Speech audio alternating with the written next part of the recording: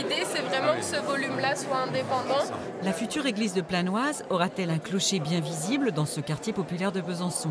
Aura-t-elle un toit en pente ou végétalisé? Ce sont les paroissiens et le diocèse qui ont défini le cahier des charges. L'église devra être simple, écolo, avoir des espaces utiles pour la prière, mais aussi pour les rencontres avec les habitants du quartier. Et c'est un jury qui choisira l'un des 8 projets. Nous avons fait le choix d'un concours d'architecture ouvert, permettant une mise en concurrence plus large et favorisant un surplus d'idées originales. C'est un dôme composé de poutres qui sont entremêlées entre elles. En fait, ce halo lumineux qui est créé va créer en fait un halo qui montre un petit peu, qui témoigne un petit peu de la présence de Dieu en fait tout au long de la vie. Oui, ça avait été une demande des commissions, vous évoquez, d'avoir une lumière qui fasse comme dans certaines églises. À partir d'une seule et même demande, chaque architecte a proposé un projet différent, en cercle ou en rectangle, avec un parvis plus ou moins ouvert. Et ce jour-là, ces bâtisseurs se sont retrouvés face à ceux qui pourraient vivre dans leur réalisation.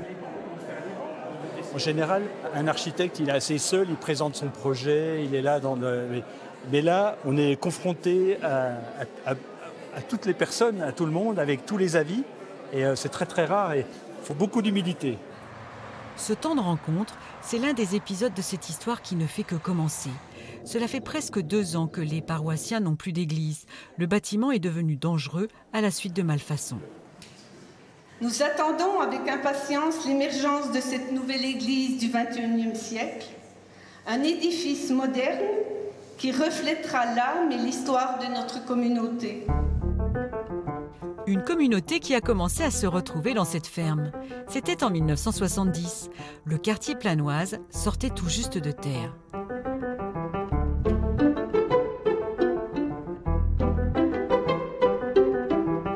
Une église à l'image du quartier, jeune et moderne.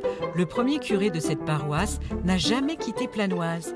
Il a aujourd'hui 102 ans et il vit à 2 pas de son église. En 70, je suis arrivé ici à la ferme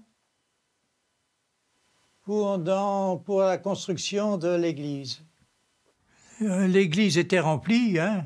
Il y avait la statue de la Sainte Vierge, hein. Oui. Qui était faite par mon frère, oui. Par ton père. Oui. Les paroissiens voudraient conserver une trace de ce passé. Pourquoi pas des œuvres sacrées de Jean-Gilles, le frère du curé, ou la fresque de François d'Assise, le saint qui a donné son nom à cette église. Si on la reconstruit, c'est qu'il y a une raison. Et que cette raison, elle vient simplement d'une communauté paroissiale qui se sent démunie. À Besançon, une autre église de cette époque a été détruite pour laisser place à un immeuble. Mais cette fois-ci, le diocèse veut reconstruire. Au XXIe siècle, c'est un geste intrigant. Les paroisses se vident, mais celle de Planoise est vivante. Même si le chœur et la nef seront moins grands qu'avant. Mais comme elle va être beaucoup plus petite, on se retrouvera dans l'église au lieu de se retrouver dans l'oratoire. Sur les 10 membres du jury, les paroissiens auront plusieurs voix. Cette exposition du centre diocésain, c'est aussi l'occasion pour eux de voter pour leur projet préféré. J'ai éliminé 2 plans où il y a des toits plats et un avec végétation dessus. J'ai éliminé 2 circulaires qui font ressembler l'église à un cirque.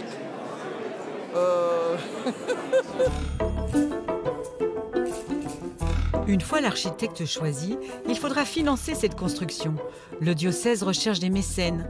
Pour l'instant, la majorité des projets dépasse le budget initial de 800 000 €. Le démarrage des travaux est prévu en janvier 2026. Ce chantier, assez unique en son genre, devrait durer au moins 16 mois.